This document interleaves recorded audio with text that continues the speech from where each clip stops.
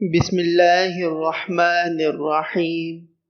بدعت و منافقت کا عام ہو جانا باعث گمراہی ہے۔ فرمان رسول اللہ صلی اللہ علیہ وسلم ہے، میرے بعد ایک قوم یا مختلف حکمراں ہوں گے جو میری سنت پر عمل نہیں کریں گے اور میری سیرت کے علاوہ کوئی اور سیرت بدعات کو اختیار کریں گے، تو ان کے بعض امور گھر اچھا سمجھے گا اور بعض کو برا، اور ان میں ایسے منافق و شیطان صفت لوگ بھی منظر عام پر آئیں گے جو بظاہر انسانوں کے روپ میں ہوں گے لیکن ان کے دل شیطانی ہوں گے۔